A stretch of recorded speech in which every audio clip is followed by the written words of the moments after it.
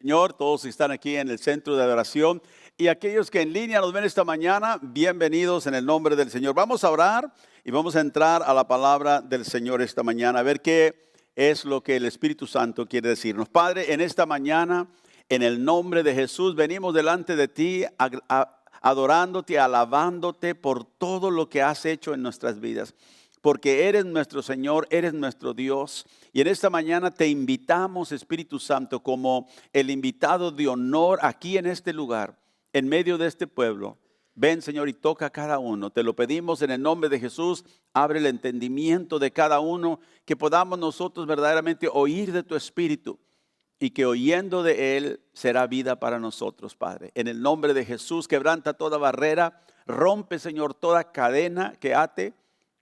Y libera, Señor, y salva, abre oídos y ojos de aquellos que no ven y no escuchan. Y te lo pedimos todo esto en el nombre de Jesús, y a ti sea toda la gloria y la honra. Y el pueblo de Dios dice, amén, gloria al Señor. Si trajo su Biblia esta mañana, vamos a abrirla esta mañana al libro de Zacarías, el capítulo 12. Hemos estado hablando acerca de avivamiento, el avivamiento por el cual nosotros debemos fervientemente orar. El avivamiento. ¿Y qué son esas características? Dije que hemos encontrado que la Biblia nos habla de muchos diferentes avivamientos a través del tiempo, pero hemos estado considerando el avivamiento que vino en el tiempo del rey Ezequías, en el capítulo 29 de Segunda de Crónicas. Y dije que había ahí 4 rasgos que marcan este tipo de avivamiento que nosotros por el cual debemos orar. Ya cubrimos en Segunda de Crónicas, capítulo 29, del verso 1 al 11, la renovación política que vino a Israel a causa de que Dios trajo un avivamiento en el tiempo de Ezequías. Y vimos que después que de él, siendo el rey o el líder quizás más alto en el país, de él vino la orden, de él vino, ¿verdad?, la exhortación al liderato espiritual, si podemos decir así, a los levitas, a los sacerdotes de Israel, que ellos se pusieran bien con Dios, que ellos ejercieran su ministerio que Dios les había dado. Los animó a que regresaran al Dios de sus padres. Y vimos una consagración corporativa que vino a través de los levitas y los sacerdotes, y que al final se extendió al pueblo. Dios dejó que ese avivamiento llegara al pueblo. El pueblo salió y empezó a derrumbar todos los altares de dioses falsos. Empezaron a limpiar el templo, empezaron a hacer todo aquello que estaba en desorden, ¿verdad? Lo ordenaron. Dios había puesto a este rey Ezequías, un rey recto y justo, y a través de él, de arriba, del lugar más alto para abajo, ¿verdad?, vino este avivamiento. Ahora dijimos que Dios no actúa de esa manera siempre. Dios no va al líder de un país y lo salva primero y luego salva al país. Pero aquí en Israel, como era el rey realmente del pueblo, de la nación, Dios les puso un líder bueno, después de haber tenido líderes que habían llevado al país a la esclavitud de la idolatría, como había sido el rey Acaz, el padre de Ezequías, ¿verdad? Entonces vimos también que por el medio del rey Ezequías, Dios puso o fijó un fundamento para un avivamiento nacional, un avivamiento corporativo de una verdadera adoración. Porque lo que ellos estaban haciendo en ese tiempo, apartados de Dios en su corazón, no era una adoración verdadera, es simplemente una observación religiosa. Y entonces Dios trajo este avivamiento a través del rey Ezequías. Y dijimos que el avivamiento no es algo que la iglesia o el pueblo de Dios decide hacer, sino que el avivamiento es algo que Dios hace a su pueblo. Es algo soberanamente, ¿verdad?, otorgado por Dios, en el cual el pueblo en masa recibe un derramamiento. Y aquí en Zacarías, el capítulo 12 y el verso 10, Zacarías 12:10, el Señor dijo, y derramaré sobre la casa de David y sobre los moradores de Jerusalén. Note esa frase, derramaré. Es algo que Dios va a hacer.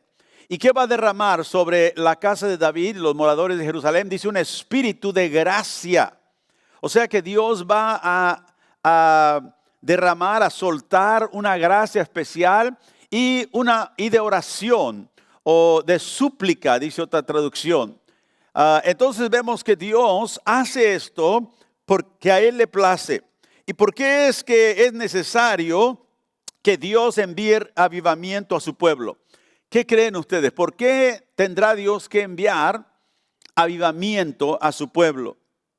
¿Por qué? Porque el pueblo se vuelve frío en su observación religiosa, en su servicio a Dios. Muchas veces se vuelve o nos volvemos apáticos, buscando otras cosas en vez de buscar las cosas de Dios.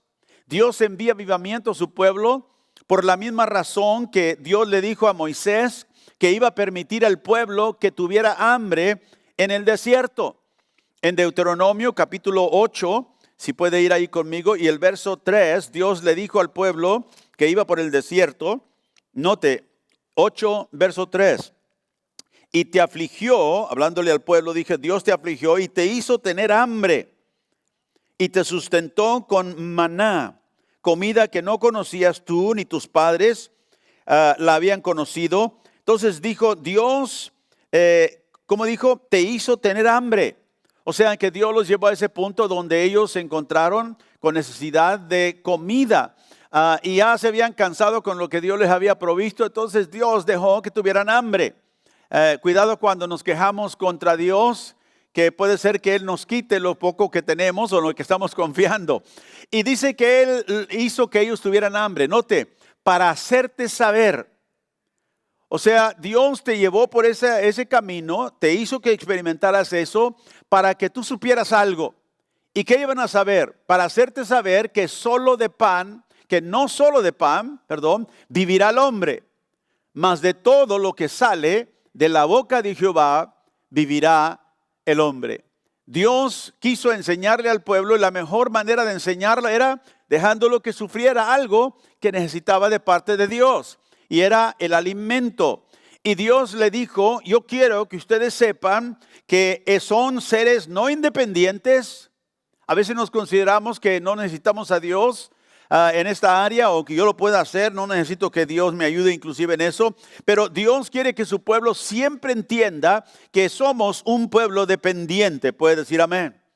Entonces Dios nos puede llevar a sufrir ciertas cosas, privaciones, ¿verdad? ¿Por qué? Porque quiere enseñarnos algo. A veces nosotros lo consideramos como que Dios nos ha dejado. No, Dios no había dejado al pueblo, sin embargo tenían hambre. Y cuando tuvieron hambre, clamaron a Dios. Y ellos se dieron cuenta, Dios dijo, yo quiero que ustedes sepan que su dependencia no es de nada, solamente de mí.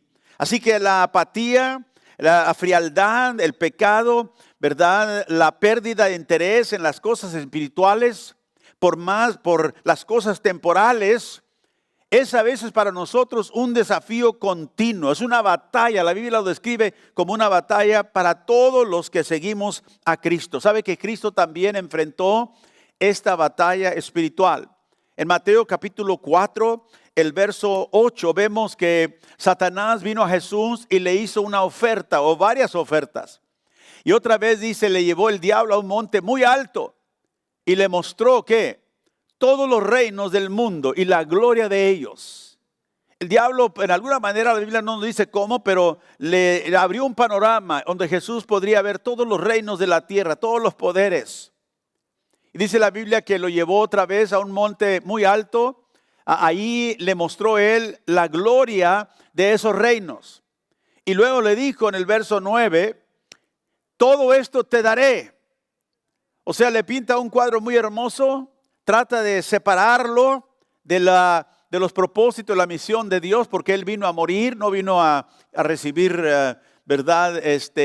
Elogios de la gente, ni menos del diablo. Y le dijo, todo esto yo te lo daré si te postras y me adoras.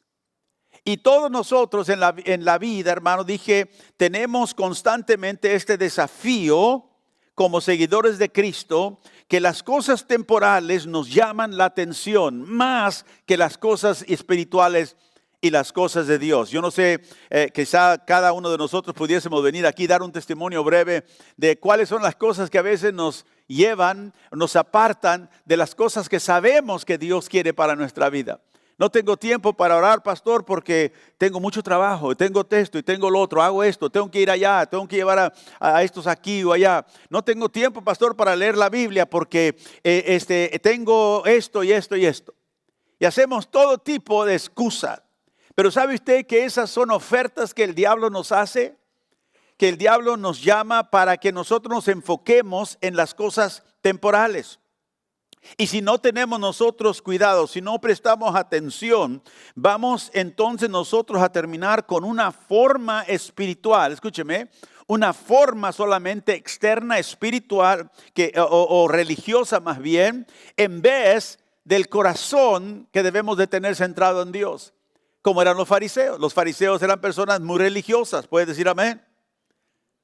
Eran personas religiosas, envueltas en la religión. Pero estaban apartados de Dios, porque habían tomado las cosas, ¿verdad?, de la religión, las cosas externas, y la habían hecho el centro. En vez de poner a Dios en el centro de su corazón, ellos observaban todo tipo de cosas religiosas, y el Señor cuando vino los tuvo que reprender a causa de eso. Me alaba este pueblo, dijo Cristo, con sus labios, pero su corazón está lejos. Entonces, ¿por qué necesita el pueblo de Dios avivamiento? Porque nosotros enfrentamos este desafío todos los días. Tenemos una batalla continua y constante donde el enemigo nos hace mucho tipo de ofertas y muchas veces lo escuchamos. Y si no tenemos cuidado, como dije, terminamos como los fariseos, con una forma de religión, pero sin el corazón. Y eso es peligroso. Leímos la semana pasada acerca de la iglesia de Sardis en Apocalipsis capítulo 3 y verso 1 y 2. El Señor le dice, escribe al ángel, le dice a Juan de la iglesia de Sardis, el que tiene las 7 espíritus de Dios y las 7 estrellas. Dice esto, yo conozco tus obras, tienes nombre, que vives, obras, nombre, tienes reputación de que estás vivo, pero ¿qué? Estás muerto. Verso 2, sé vigilante. Dios dice, presta atención y afirma las cosas que están para morir, porque no he hallado tus obras perfectas delante de Dios. Habían hecho muchas obras, conozco tus obras, son muchas, pero no son perfectas, no son íntegras delante de Dios. ¿Por qué? Porque el corazón había cambiado. Pero en el verso 4, el Señor dice esto. Verso 4, por favor. Pero tienes unas pocas personas en Sardis que no han manchado sus vestiduras. Así que ahí en la iglesia, aunque estaba muerta, había algunas personas que no habían sido contaminadas con aquello que había contaminado la iglesia, mucha actividad, ¿verdad? Pero habían dejado su primer amor. Hay algunas personas, dice, que no han manchado, ¿qué? Sus vestiduras, y andarán conmigo, dijo Cristo, en vestiduras blancas porque son dignas. Entonces hay personas ahí que no han, la vestidura es aquello que nos ponemos, ¿verdad? Y dice, hay algunas personas ahí que andan en vestiduras manchadas, mucha de la iglesia, ¿verdad? Estaban sucios, manchados, pero había algunos ahí que todavía tenían vida, y gloria a Dios porque Dios siempre tiene un remanente. Y el Señor les dice que lo que ellos están viviendo es algo contaminado, porque note, las vestiduras manchadas. Puede uno estar envuelto en la religión, puede uno estar envuelto en las obras, puede uno estar haciendo las cosas que la gente de afuera ve y cree que es algo especial. Puede tener un renombre, pero si no nos vemos como Dios nos ve, estamos apeligrando nuestra vida espiritual. ¿Qué vestiduras manchadas tienes tú y tienes que dejar a un lado? ¿Qué vestiduras manchadas tengo yo de las cuales tengo que arrepentirme y quitarme? Porque sabe, el Espíritu Santo es el que viene y trae convicción a nuestro corazón. Y si el Espíritu Santo te habla y te dice, aquí está una área, y te la muestra, no voltees tu mirada de Él, no endurezcas, dice la Biblia, tu corazón, porque el Señor quiere traer avivamiento a tu vida, pero Él viene con el deseo de que tu corazón sea limpio, que tus vestiduras no sigan manchadas. Nosotros lo hacemos en la vida cotidiana. Si traigo un saco y veo que traigo una manchota aquí, pues no me la voy a poner, me la voy a quitar y la voy a poner a un lado, porque no quiero andar manchado. Así el Espíritu Santo viene a nuestras vidas y nos trae convicción y nos dice cuando estamos actuando en maneras o hablando en maneras que no conviene. Y el Espíritu Santo cuando trae convicción es el tiempo de obedecerle, hermano. Nadie nos puede juzgar ni condenar, pero el Espíritu Santo puede traer convicción a nuestra vida y cuando lo trae es el tiempo de arrepentirnos. Puede decir amén. Porque si no lo hacemos, entonces otra vez apeligramos empezar a vivir una forma en vez de vivir con un corazón entregado a Cristo. Ahora Dios nos salvó y nos puso en una jornada espiritual. Y como dice en esta jornada espiritual, dije, es una batalla de fe. Y la batalla de fe envuelve varias cosas. Y de esas cosas, una de ellas es clamar al Señor. O sea, llamar al Señor. Orar, ¿verdad? Tener comunión con el Señor. Y segundo es estar de pie en contra del enemigo. Si vamos a ser personas que Dios puede usar, tenemos que saber que Dios nos llamó a caminar una jornada espiritual y que todos los días enfrentamos la adversidad en la vida por medio del mundo, la carne y el diablo. Ahora en Jeremías capítulo 33, vamos ahí el profeta Jeremías, y el versículo 2, así ha dicho Jehová que hizo la tierra, Jehová que la formó, dice para firmarla, Jehová es su nombre. Clama a mí, dijo el Señor, y yo te responderé y te enseñaré cosas que grandes y ocultas que tú no conoces. Fíjese, Dios en esta jornada nos llama a clamar a Él. Nos llama a que vengamos a Él en oración. La oración es primordial en la vida del cristiano. Un cristiano que no ora es un cristiano muerto. No importa qué tan religioso se vea. Si usted no tiene comunión con el Señor, no puede tener ni representar nada de vida. Porque el Señor es el que nos da la provisión que necesitamos. Y a veces Dios permite que nosotros vengamos a un lugar en nuestra vida espiritual donde nos sentimos completamente, ¿verdad?, áridos como un desierto. Tenemos sed, andamos completamente sin fuego, sin ninguna, ¿verdad?, ningún ánimo en el Señor. Y cuando nos vemos o lo reconocemos, tenemos que, como el pueblo de Israel, que el Señor le dijo, yo te hice tener hambre. Yo te he traído a ese lugar donde no tienes vida, donde no tienes nada que te motiva en tu vida espiritual. Te ves completamente sin deseo.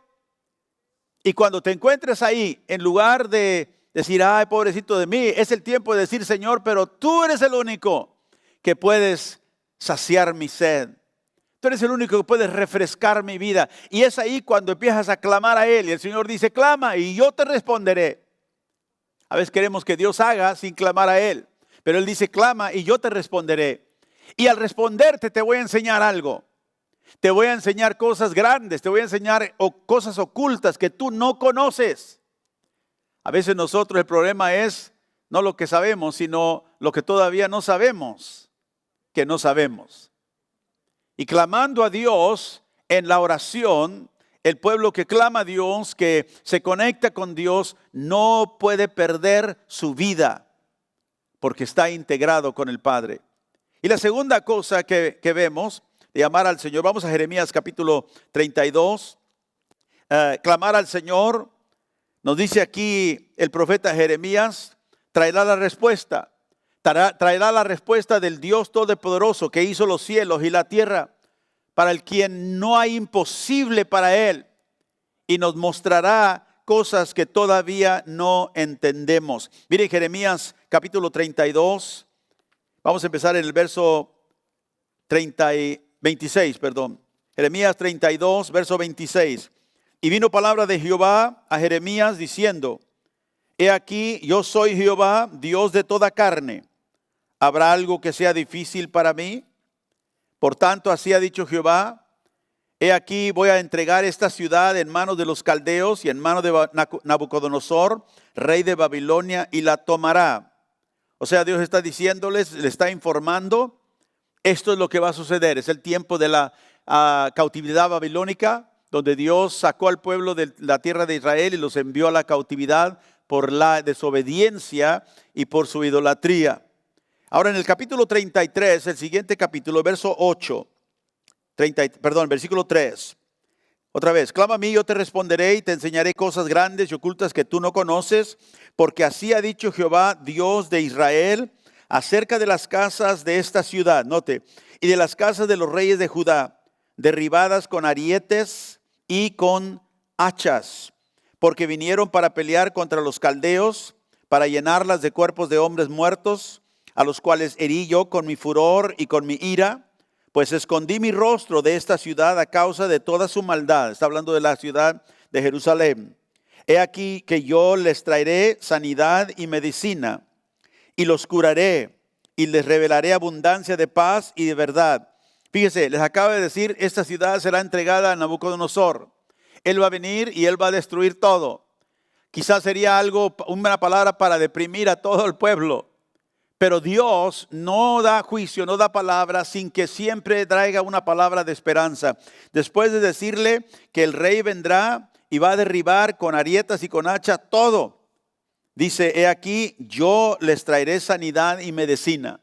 Yo les traeré lo que necesitan. Y Dios en su gracia les dice lo que va a hacer. Los restableceré como al principio, verso 7. Verso 8, y los limpiaré de toda su maldad con que pecaron contra mí, y perdonaré todos sus pecados con que contra mí pecaron y con que contra mí se rebelaron. Entonces Dios va a perdonar el pecado, la maldad, va a quitar la rebelión del pueblo. Dios lo va a hacer porque Él ama a su pueblo. Y note que aquí vemos que, como dije, Dios les dijo: esto va a suceder, pero podemos tener esperanza. ¿Por qué? Porque Dios no paró ahí, sino que dijo en el verso 6, yo les traeré ¿qué? Primero, sanidad. Yo les traeré medicina, o sea, voy a curar el problema que tienen. Les revelaré ¿qué? Abundancia de paz y de verdad. Note, yo voy a revelarles. ¿Por qué tiene Dios que revelarles paz y verdad? Porque no la tienen, no la están viviendo. No saben de dónde viene, se han olvidado, se han vuelto apáticos en su caminar con Dios, fríos. Y Dios les dice: yo les revelaré abundancia de paz. Cuando Dios trae, ¿verdad?, la bendición, trae la revelación. O sea que Dios les va a abrir los ojos, el entendimiento, para que ellos puedan entender quién es Él. Así que clamar al Señor, orar, es algo que el pueblo de Dios se le llama a hacer. Pero acuérdense ustedes, en Zacarías 12 y verso 10 leímos que Dios dijo: yo derramaré sobre la casa de David y sobre los moradores de Jerusalén ¿qué? Un espíritu de gracia y de oración. Ni en eso nos podemos jactar nosotros. Cuando somos gente de oración no podemos ni con orgullo ver a otros que no oran y decir: si tú oras es como yo. No, porque Dios lo ha hecho en nosotros. Si tenemos el deseo de orar es porque Dios ha sido misericordioso y ha derramado sobre nosotros ese deseo de orar. Y si no lo tenemos, es algo que podemos clamar a Dios y pedirle que Él lo haga. ¿Eres tú una persona de oración? Y si no lo eres, estás clamando a Dios que Él te haga persona de oración, que Él te dé un espíritu de gracia y de oración. Todos lo necesitamos. y a través de ello viene el arrepentimiento que Dios, perdón, el avivamiento que Dios quiere traer a nuestras vidas. La segunda cosa que nosotros necesitamos es estar en pie en contra del enemigo en nuestra jornada espiritual. Primero, la oración. Segundo, estar en pie en contra del enemigo. Sabe que esto encierra que nosotros estemos en pie en contra de la maldad, en contra de las acechanzas del enemigo de nuestras almas, como dice Efesios capítulo 6. Y no es, quiero reiterar esto, no es una preocupación indebida con el diablo. Hay mucha gente que toda la cosa que usted lo oye es hablar del diablo. El diablo hizo esto, el diablo el otro, y reprendo al diablo, y digo al diablo, y declaro en contra del diablo. Y siempre están hablando del diablo. Pero la batalla espiritual no es una preocupación indebida con el diablo. La armadura del capítulo 6, que la Biblia dice que nosotros debemos de ponernos, es la armadura para resistir, para pelear la batalla espiritual en contra del diablo. Pero ¿qué es la armadura de Dios? Note, primeramente en Efesios 6 vemos que es la verdad. Tenemos que ser gente de la verdad. Ceñidos vuestros lomos, dice la Biblia, con la verdad. ¿Qué más? Es la justicia. La coraza de justicia, ¿verdad? Es aquello que defiende en contra de todas las palabras del enemigo. Sabemos que tenemos la justicia de Dios. Tenemos también el calzado del evangelio. Tenemos que ser personas que dependemos de la verdad del evangelio. Tenemos también que la fe. La Biblia nos dice que nuestra confianza en Dios, no importa lo que venga, es primordial. Tenemos la coraza de la salvación que protege nuestra mente. Debemos de pensar pensamientos concernientes a nuestra salvación. Tenemos la espada del Espíritu, dice la Biblia, que es la palabra de Dios. Tenemos la Biblia, la palabra de Dios. Y luego tenemos la oración. Note que todas esas armas son cosas en las cuales nosotros nos envolvemos. La verdad, la justicia, el evangelio, la fe, la salvación. Porque déjeme decirles, hay gente que siempre anda pensando que tiene autoridad espiritual en contra del diablo. Siempre anda tratando de usar según la autoridad espiritual que sí tenemos como creyentes. Pero indebidamente y bajo preocupación solo del diablo siempre anda reprendiendo todo. En lugar de vivir la verdad, en lugar de ser una persona justa y recta, en lugar de confiar en el evangelio, tener fe, usar la Biblia, la palabra de Dios, siempre andan usando, según ellos, autoridad espiritual. Déjeme decirle esto, la autoridad espiritual no reemplaza la justicia. ¿Qué quiero decir con eso? Que si usted no vive una vida recta y justa, la autoridad espiritual y reprender esto y reprender lo otro no le va a ayudar para nada. Porque la autoridad espiritual no reemplaza y sustituye vivir una vida justa y recta delante de Dios. ¿Y cuántas personas en lugar de vivir rectamente andan reprendiendo al diablo? En lugar de ser gente que, ¿verdad?, dependen en la verdad de Dios, andan tratando de usar el nombre de Jesús para, según ellos, reprender el diablo de todas las cosas que le van mal. Y no se dan cuenta que la razón por la cual le va mal es porque no está viviendo bien. Porque no está obedeciendo a Dios. Porque no está viviendo conforme a la verdad del evangelio. Y por lo tanto, está solamente llevando adelante algo religioso, pero no espiritual. Mire, primera de Timoteo capítulo 6, Pablo habla a su hijo de la fe, Timoteo, y le dice en el verso 12, pelea la buena batalla, ¿de qué? De la fe, diga la fe. Primera de Timoteo 6, 12, pelea la buena batalla de la fe, echa mano de la vida eterna, a la cual asimismo fuiste llamado, habiendo hecho la buena profesión delante de muchos testigos. Pelea la buena batalla. Diga buena. Diga buena. La batalla es buena. Y como le dije, en la vida espiritual todos nosotros vamos a enfrentar todos los días esta batalla. Donde debemos nosotros estar preparados para clamar a Dios, que Él nos enseñe, que Él nos muestre. Donde tenemos nosotros que estar en contra, resistir la maldad, resistir lo malo. Pero note lo que le dice Pablo. Aquí pelea la buena batalla de la fe. Dice, echa mano. ¿A qué le echamos mano? A la vida eterna. ¿Cómo peleamos la batalla de la fe? Es que tenemos que andar reprendiendo al diablo, pastor, por todos lados. No. Echa tu mano a algo. ¿A qué? A la vida eterna. Echa mano de aquello que es verdaderamente vida. Y note que lo que le dice en el versículo anterior, el verso 11, 1 Timoteo 6, verso 11. Mas tú, oh hombre de Dios, note, huye de estas cosas. Y de las cosas que está hablando ahí es el amor al dinero, la codicia, el deseo de querer tener más. Dice, tú deja eso, huye de esas cosas y sigue ¿qué? ¿Vas a seguir qué? La justicia, vas a seguir la piedad, vas a seguir ¿qué? La fe, vas a seguir ¿qué? El amor, la paciencia, la mansedumbre. Note, esas son cosas que nosotros nos envolvemos como cristianos, en las cuales nosotros debemos de manifestar en nuestra vida amor, justicia, paz, paciencia, mansedumbre, son frutos del Espíritu Santo. Camina bien, es lo que Pablo está diciendo. ¿Y cómo peleamos la batalla de la fe? Echamos mano a aquello que es vida. Por eso le dice, sigue esto. Si vas a seguir esto, vas a pelear la batalla, sigue esto.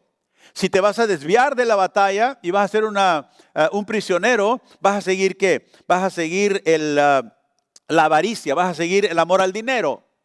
Si sigues eso, esos retos que el diablo te pone adelante, vas a ser una persona solamente que aparentas tener vida espiritual, pero como Dios le dijo a Sardis, estás muerto. Tienes nombre, pero estás muerto. Vas a la iglesia, pero estás muerto. Entonces Dios quiere traer avivamiento a nuestra vida y nos quiere enseñar que en medio de este caminar nosotros hemos sido llamados a pelear la buena batalla de la fe. Y es una batalla buena, escúcheme, ¿por qué es batalla buena? Una batalla, usted pelea una batalla, no sabe si va a ganar o no, pero si ya sabe que ganó, es una buena batalla porque ya tengo la victoria. La batalla espiritual es una buena batalla porque Cristo ya la ganó, aleluya. Y Él nos dio su victoria, puede decir gloria a Dios. Así que nosotros tenemos esa victoria ya asegurada en Cristo Jesús. La tercera cosa, o el tercer rasgo, si puedo decir así, del avivamiento por el cual debemos orar. Vamos a Segunda de Crónicas, capítulo 29, y seguimos aquí la narración bajo el rey Ezequías. Después que él hizo ese pacto con Dios de que todo se limpiaría en el pueblo, después de que él ese avivamiento que él trajo al pueblo, pasó al pueblo. Dice la Biblia,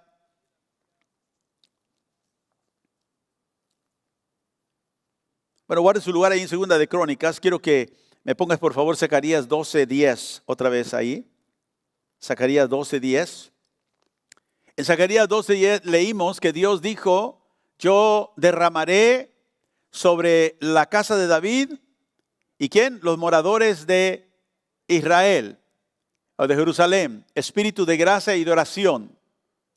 Y note lo que dice, y mirarán ¿a quién? A mí, a quien traspasaron, y llorarán como se llora por hijo unigénito, afligiéndose por él como quien se aflige por el primogénito. Y mirarán a mí, a quien ha traspasado. ¿De quién está hablando? Es una profecía. Hablando del Mesías, del Hijo de Dios que vendría, que lo traspasaron, que lo crucificaron. El sacrificio que Dios hizo para que el pueblo de Dios pudiera vivir todo lo que Dios tenía para él. Así que el tercer rasgo de un avivamiento el cual nosotros debemos orar es un avivamiento donde el pueblo pone su confianza en un sacrificio. Y ese sacrificio es aquel a quien fue traspasado. Mirando a Cristo, poniendo los ojos en Cristo, el autor y el consumador de nuestra fe. Dios trae sacrificio porque es la única manera que Dios puede traer avivamiento a gente que ha pecado en contra de Él. Acuérdense que leímos ahí donde el Señor dijo, el Nabucodonosor va a venir, va a tomar la ciudad, va a destruir todo esto. Pero, ¿qué dijo? Yo les traeré, ¿qué? Yo les traeré medicina, yo los sanaré, yo los curaré. El Señor entonces hace esa promesa. ¿Cómo puede Dios prometer eso a gente pecadora? Dice, porque me mirarán a mí, a quien traspasaron, y llorarán. O sea que habrá un arrepentimiento de que Dios puede traernos vida, no por nosotros, no porque nosotros ni inclusive compongamos nuestra vida, sino porque Él por su gracia ha provisto, ¿verdad? Perdón, ha provisto un sacrificio expiatorio para gente culpable.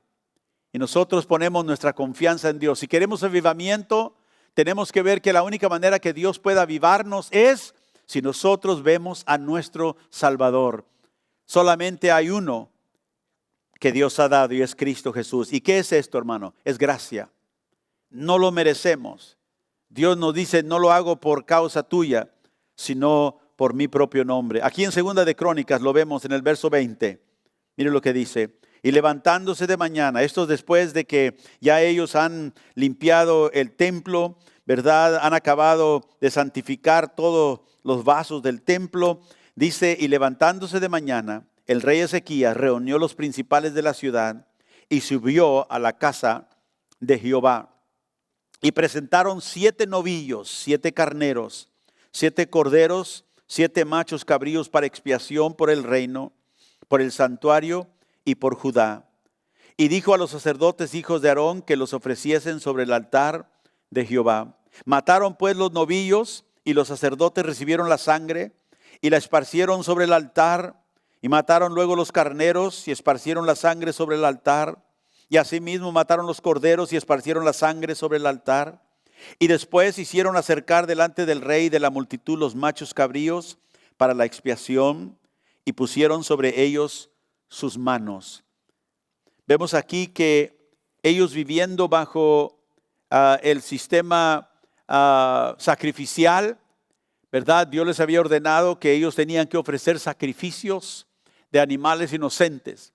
Y esto era simplemente un cuadro del verdadero sacrificio que un día derramaría su sangre para cubrir los pecados del mundo, para cubrir los pecados, ¿verdad?, de aquellos a quien Él vino a salvar.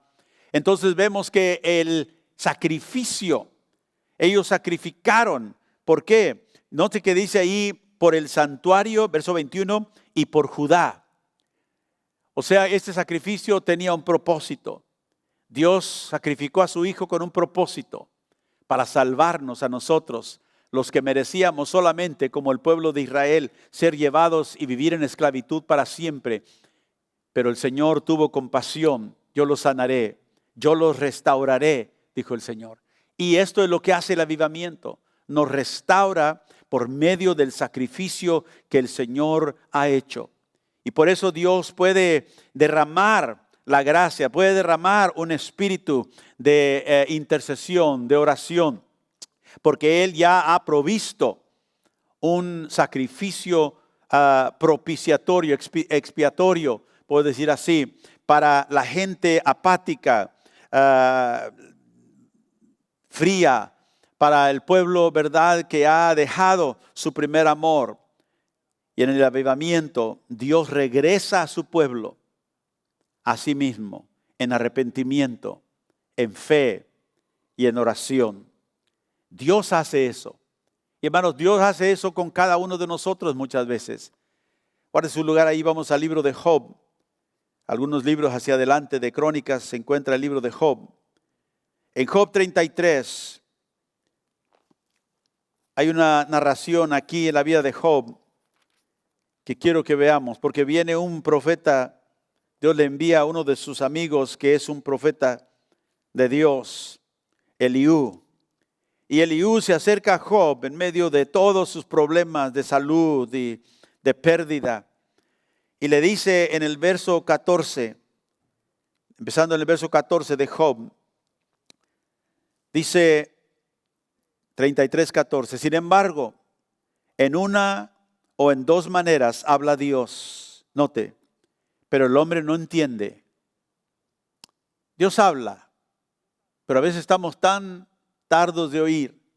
Nuestro corazón está tan, ¿verdad? Engrosado, está completamente insensible, porque nos hemos enfriado, nos hemos apartado. Por sueño, en visión nocturna, dice, Dios habla. Verso 15. A ver, cuando estás dormido a veces, en visión de noche, cuando el sueño cae sobre los hombres, cuando se adormecen sobre el lecho, entonces revela al oído de los hombres y les señala su consejo.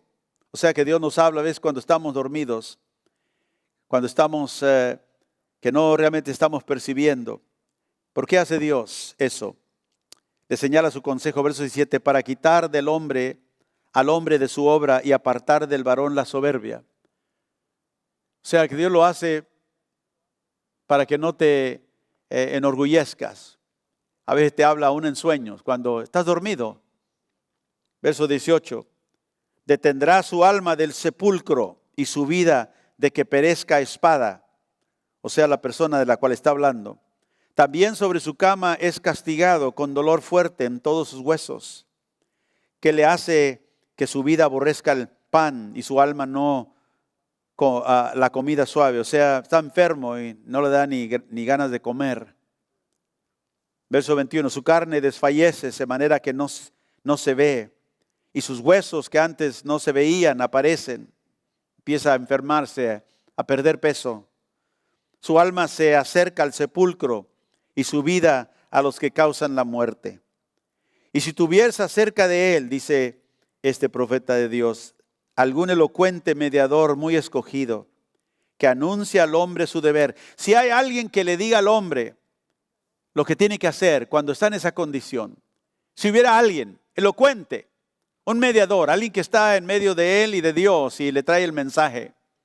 Verso 24, que le diga que Dios tuvo de él misericordia y que lo libró del descender al sepulcro, que halló redención.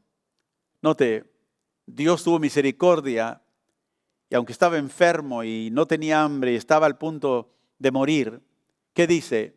Dios lo libró del sepulcro. ¿Pero cómo lo libró Dios? Halló de redención a través de un redentor. He hallado redención, dice otra traducción. ¿Y qué pasa cuando Dios redime? Su carne será más tierna que la del niño. Volverá a los días de su juventud. O sea que da un cuadro de una restauración. Estaba enfermo, sentía mal, no quería ni comer. Pero Dios tuvo misericordia a través de una redención o un redentor. Y a través de esa redención Dios vuelve a esta persona, dice, con tierna carne como del niño, volverá a los días de su juventud, orará a Dios y éste le amará y verá su faz con júbilo y restaurará al hombre su justicia. Él mira sobre los hombres y al que dijere, pequé y pervertí lo recto y no me ha aprovechado. ¿Cómo restaura Dios? Dice, lo hace por medio de un redentor, de una redención, y lo hace por misericordia. Si el hombre ¿qué? Viene y dice, he pecado. O sea, viene y reconoce su maldad y pervertí lo recto. Este es el camino al avivamiento, el camino a la restauración, el camino a nueva vida. Y dice, y he hecho eso y no me ha aprovechado. ¿Qué es? Un arrepentimiento genuino. Verso 28. Dios redimirá su alma para que no pase al sepulcro y su vida se verá en luz. Y aquí todas estas cosas hace ¿quién? ¿Quién las hace? Dios. ¿Y cuántas veces las hace? 2 o 3 veces. O sea que Dios no te habla una vez nada más. Te habló y no escuchaste. Te habla otra vez. Y otra vez. Y luego viene consecuencia. Y te encuentras en una situación horrible. Pero dice Dios, si el hombre viene y admite y confiesa, he pecado, Señor, contra ti, perdóname. Dice, el Señor restaurará y el Señor habla a esa persona. ¿Por qué? Por amor, por misericordia, 1 o 2 veces. Habla esto y hace esto con el hombre. ¿Para qué? Para apartar su alma del sepulcro, para que no muera. y para iluminarlo con la luz de los vivientes. ¿Sabe lo que es esto, hermano? Es gracia. Es la gracia de Dios. Y por eso cuando Dios le dice al pueblo allá en Zacarías, yo derramaré sobre los moradores de Jerusalén y sobre la casa de David un espíritu ¿de qué? De gracia. Ese es el espíritu que nos salva, es el espíritu que nos vivifica. Dios promete derramar esta gracia, pero espera que nosotros la pidamos. ¿Sabía usted eso? En Ezequiel, guarde su lugar aquí, en Ezequiel capítulo 36, siga un poco más hacia adelante los profetas. En Ezequiel capítulo 36, dije, Dios promete su gracia con su pueblo, pero Él requiere algo de nosotros. Y a veces creemos, bueno, si Dios tiene el poder para hacerlo, ¿por qué no lo hace? Simplemente tiene el poder que lo haga. Pero Dios dice, yo voy a hacer, mire lo que dice, no tenemos tiempo para leer todo el capítulo 36 de Ezequiel, pero es una promesa de una restauración plena y completa para el pueblo de Dios. Y en el capítulo 36, verso 33, el Señor les dice, así ha dicho Jehová el Señor, el día que os limpié de todas vuestras iniquidades, dice, el día que os limpie más bien de todas vuestras iniquidades, haré también que sean habitadas las ¿qué? Las ciudades y las ruinas serán reedificadas. Dios les promete que va a las ciudades que habían sido abandonadas porque el pueblo había sido llevado a la cautividad. Dice, las ciudades otra vez tendrán gente y las ruinas serán ¿qué? Reedificadas. El tiempo que yo limpie sus iniquidades, yo también, dice, haré que esto suceda. Y note, Dios promete que Él va a hacer esto. Verso 36. Y las naciones que queden en vuestros alrededores sabrán que yo reedifiqué lo que estaba derribado y yo planté lo que estaba desolado. Yo Jehová he hablado y lo haré. Pero el verso 37 dice, así ha dicho Jehová el Señor, aún seré solicitado por la casa de Israel para hacerles esto. Note, Dios dijo, yo voy a hacer esto, yo voy a rellenar las ciudades, yo voy a restaurar todo, ¿verdad? Lo que se ha destruido. Dice, yo soy Jehová y yo lo haré. Promesa. Pero, dice, seré solicitado, pero Israel me lo pedirá. Entonces, ahí tenemos nosotros, ¿verdad? La respuesta a que, bueno, si Dios ha prometido y Dios lo puede hacer, ¿por qué no lo hace? Porque no le has pedido que lo haga. Porque no le has pedido que Él cumpla la promesa que Él ha hecho. Y Dios dice, yo lo voy a hacer, pero voy a demandar que la casa de Israel venga y me lo pida que lo haga. Y note lo que va a hacer. Multiplicaré los hombres como se multiplican los rebaños. No, o sea, yo voy a llenar las ciudades, voy a multiplicar la gente. Yo voy a restaurar todo lo que he prometido. Hermano, tenemos promesas de Dios en la palabra de Dios, pero esas promesas son la provisión que Dios tiene para ti. Tú necesitas ir, dice Señor, tú eres el Dios de toda carne, no hay nada imposible para ti. Tú has hecho promesas, yo creo tus promesas. Y dígale al Señor qué promesa está creyendo a Dios. Si es de salud, si es de provisión, si es de sanidad, lo que sea, créale a Dios. Y en medio de esa fe vendrá un avivamiento a su vida. Ese es un punto muy crítico que nosotros no debemos de perder. Como dije, el avivamiento requiere un sacrificio y ya lo tenemos. El sacrificio es Cristo Jesús. Nuestras súplicas por misericordia a Dios no serán contestadas aparte de que nosotros veamos a aquel a quien fue traspasado, que es Cristo Jesús, por nuestras transgresiones, por nuestras faltas. Y el avivamiento verdadero solo toma lugar cuando los que somos culpables suplicamos misericordia a la base de ese sacrificio que es Cristo Jesús. No tenemos otro. Y aunque el avivamiento puede traer una reforma cultural, como dije, una reforma al país, una reforma a la política, no aprovecha de nada solo que nuestros corazones se aferren a Cristo Jesús. se aferren al evangelio, se aferren a vivir en la cultura como sal y luz.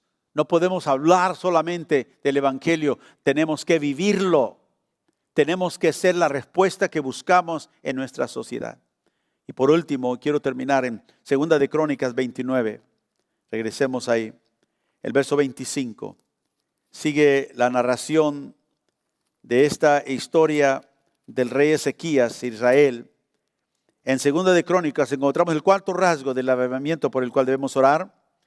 En el versículo 25 sigue diciendo, pero puso también levitas. Acuérdense, esto después de que ofrecieron los sacrificios. Puso también levitas en la casa de Jehová con címbalos, salterios y arpas, conforme al mandamiento de David, de Gad, vidente del rey y del profeta Natán, porque aquel mandamiento procedía de Jehová por medio de los profetas. Y los levitas estaban con los instrumentos de David y los sacerdotes con trompetas. Entonces mandó Ezequías sacrificar el holocausto en el altar, y cuando comenzó el holocausto, comenzó también el cántico de Jehová. Diga el cántico de Jehová. El cántico de Jehová con las trompetas y los instrumentos de David, rey de Israel. Y toda la multitud adoraba. ¿Qué hacía? Adoraba. Y los cantores cantaban. Y los trompeteros sonaban las trompetas. Todo esto duró hasta consumirse el holocausto. Y cuando acabaron de ofrecer, se inclinó el rey y todos los que con él estaban y adoraron. Entonces el rey Ezequías y los príncipes dijeron a los levitas que alabasen a Jehová con las palabras de David y Asaí vidente. Y ellos alabaron con gran alegría y se inclinaron y adoraron. Y esta es la culminación de un avivamiento genuino y verdadero. Un avivamiento que puede afectar el país, la iglesia, un avivamiento que confía en la única manera en la cual Dios puede traer avivamiento en nuestras vidas es por medio de Jesucristo. Y termina en una adoración genuina. El pueblo regresa a una adoración genuina en Dios. Dice que los cantores, los músicos, el rey y todos los sacerdotes se postraron delante de Dios. ¿Y qué hicieron? Y adoraron. Porque Dios es bueno. Yo te voy a invitar esta mañana, estés en tu casa viendo aquí o estés aquí en el centro de oración, que tú le digas, Señor, si no tengo yo realmente un sabor profundo por ti, si no he probado de la riqueza, Señor, de lo que tú tienes, si me siento apático o frío, necesito reconocer que tú has hecho ya la provisión para que yo pueda ser avivado. Y vamos a pedir a Dios que Él traiga un avivamiento a su pueblo. Dios puede hacerlo, quiere hacerlo. Y como leímos la semana pasada, se tomaron el pueblo varios días, creo que 8 días, para limpiar todo.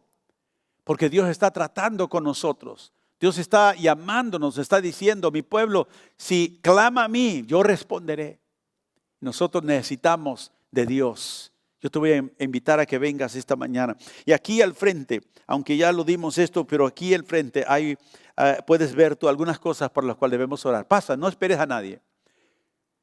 El que va a venir viene, el que no va a venir no viene. No importa. No vengas solo porque estoy llamando. Ven porque crees que Dios necesitas eso de Dios. Y si tú que estás viendo en esta mañana ahí en tu casa, ahí donde tú estás, ahí tú puedes arrodillarte, ahí tú puedes hincarte. A ver, Roberto, puedes pasar esto, por favor, los que vienen. Y tome esto un momentito. Ore por usted, ore por la iglesia, ore por el país. Ore por estas cosas que necesitan la reforma en nuestro país. Ore que el Señor te use a ti. Señor, aquí yo necesito de ti. En esta mañana, Señor, venimos delante de ti, Padre, nos postramos delante de ti, pidiendo, Dios, una vez más, que tú derrames sobre nosotros un espíritu de gracia. Clame al Señor ahí donde está. Oh Señor, necesitamos de ti. Espíritu de gracia. Espíritu, Señor, de oración y de súplica. Te pedimos, Señor, que nuestras plegarias de oración, Señor, sea lo que está en tu corazón. Perdónanos. si hemos sido apáticos. Perdónanos si hemos sido, Señor, desinteresados en las cosas tuyas. Perdónanos si hemos fallado en la batalla espiritual, porque hemos caído, Señor, a las propuestas del diablo. Hemos seguido aquello que es temporal, con mucha pasión, sin considerar las cosas eternales. Estamos, Señor, en necesidad de ti. No queremos ser, Padre, una iglesia que se aparta de tus caminos de ninguna manera. Danos un pueblo, Señor, que te necesita y reconoce que te necesita. Perdónanos si no hemos clamado a ti, sino que hemos ido por todos lados buscando respuestas. Perdónanos, Señor, si no hemos venido a ti. Las promesas que tú nos has dado son maravillosas. Clama a mí y yo te responderé y te enseñaré cosas grandes y ocultas que tú no conoces. Aleluya. Aleluya, Señor. Toca a tu pueblo. Toca a tu pueblo, Señor, este día. En tu fidelidad, Señor, tú nos hablas. Si el Señor te redarguye de algo esta mañana, arrepiéntete ahí donde estás. Pídele perdón. Cada uno de nosotros necesitamos tanto de Él. Y tomamos estos momentos, Señor. Tomamos estos momentos para clamar a ti. Que esa promesa se cumpla. Clama a mí, yo te responderé. Y te enseñaré cosas grandes. Enséñanos, Señor. Revélanos, como dijiste a tu pueblo de antaño,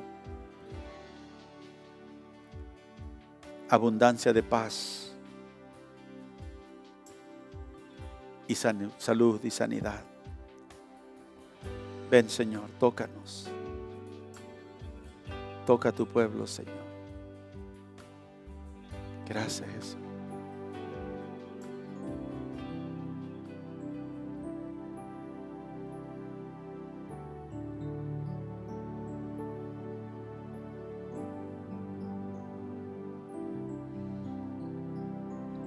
Gracias te doy, Señor.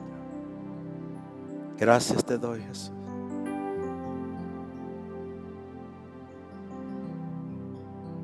Gracias te doy, Jesús.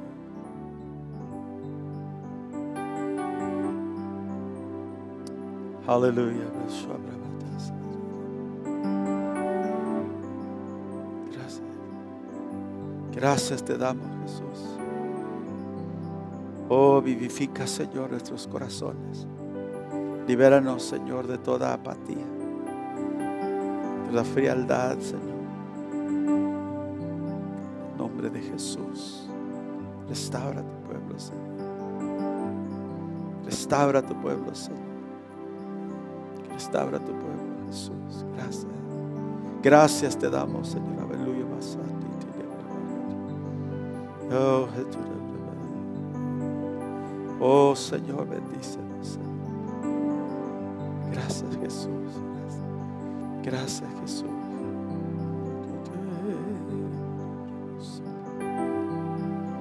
Gracias, Señor. Gracias, Jesús. Oh, bendito Dios, ven, toca, Señor. Toca a tu pueblo, Dios, como tú solo puedes hacerlo. Como tú solo puedes hacerlo. Toca mi vida, Señor, en la manera especial. Señor, trae luz, Señor, que tú deseas.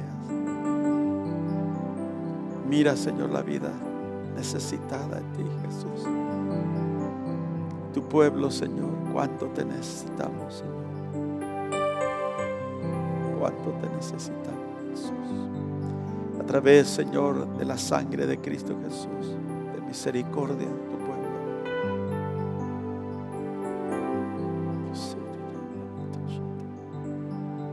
Aleluya, aleluya. Oh Jesús, tu nombre sea toda la gloria, Señor.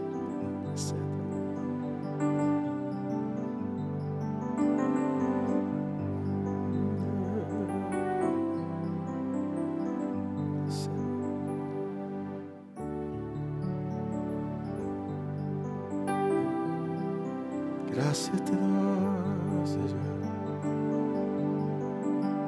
Ven y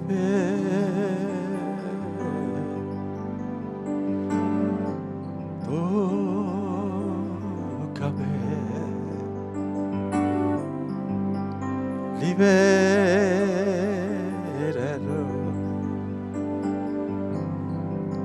de toda esclavitud, Señor, de todo pecado, límpianos y redarguye nuestro corazón, Señor. Redarguye nuestro corazón, Señor. Oh, aleluya, aleluya.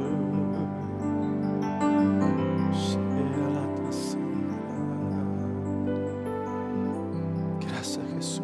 Gracias, Jesús. Gracias, Jesús. Gracias, Jesús.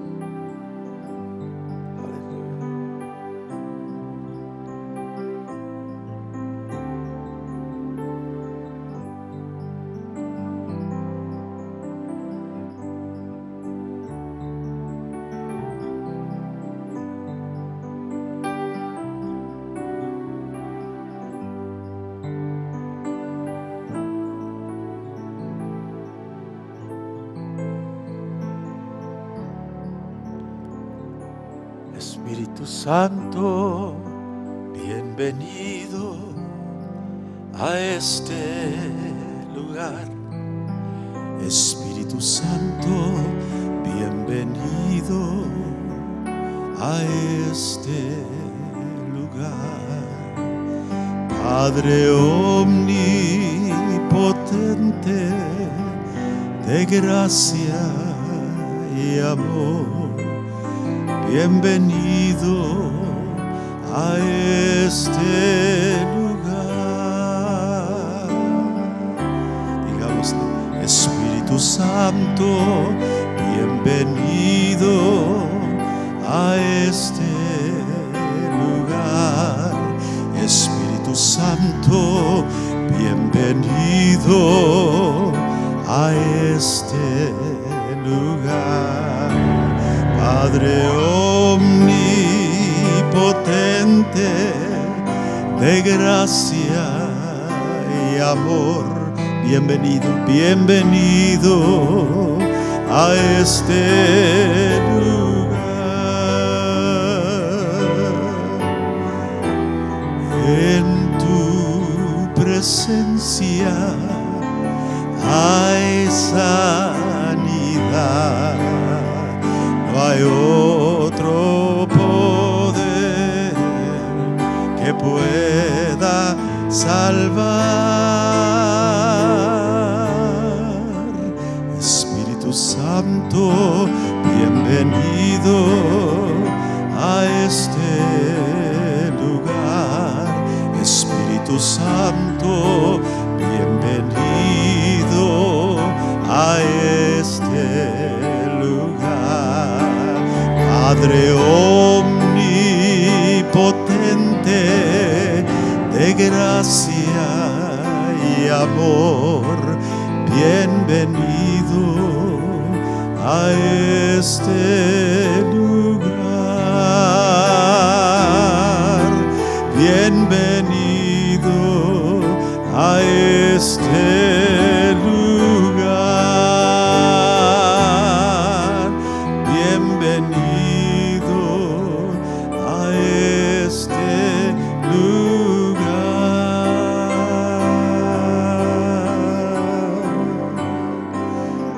Bienvenido, Señor, a este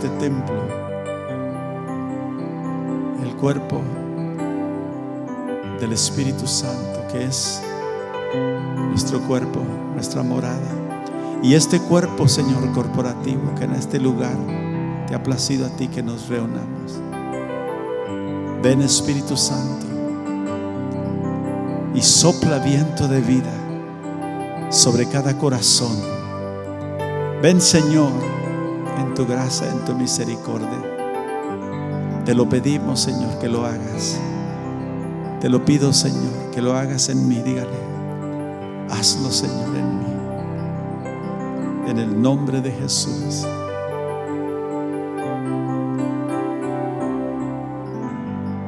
Gracias, Jesús.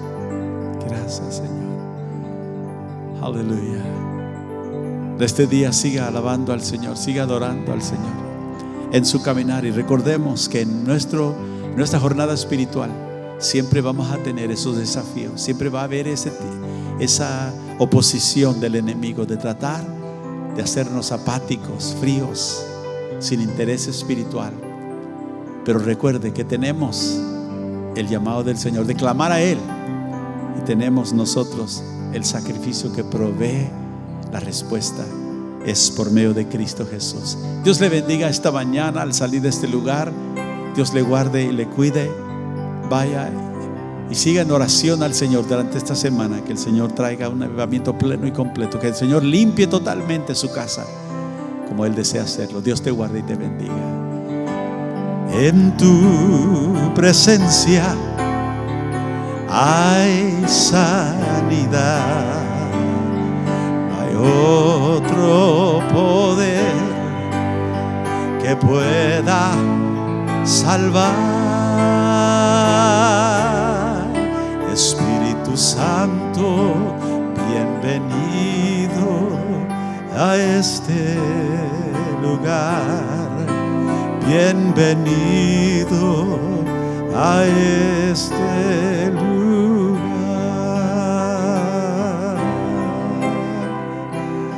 Bienvenido, Señor. Bienvenido, Dios. Bienvenido.